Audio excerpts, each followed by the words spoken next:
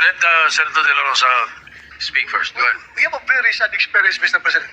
Because if the reason why the Speaker requested for Bryce Hernandez to be detained not in the Senate, because for fear of being influenced by anybody or any member of the Senate, alam mo, Mr. President, Colonel Grijaldo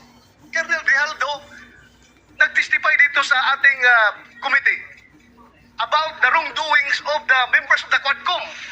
Nagsumbong siya dito, Mr. President. And after he read his statement, sabi niya sa amin, Sir, can I be protected by the Senate? Dahil alam kong pinag-initan ako ngayon ng House. So, I share the information to the committee and even to the leadership of the Senate. But the following day, or the days after, he was required to appear before the Quadcom and he was cited in contempt. Nang siya na contempt, kinulong siya doon.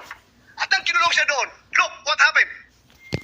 Pinubombard siya doon, pinupuntahan siya doon at siya sabihan na huwag yung gusto namin na mangyari, gawin mo na para makalabas ka na dito sa kulungan. Hindi nag-give in si Colonel Grijaldo. Kinulong siya hanggang natapos ang 19th Congress. So, Mr. President, sila ay takot sa kanilang ginagawa mismo. Hindi po yan gagawa ng Senado na mag-impluensya ng resolusyon.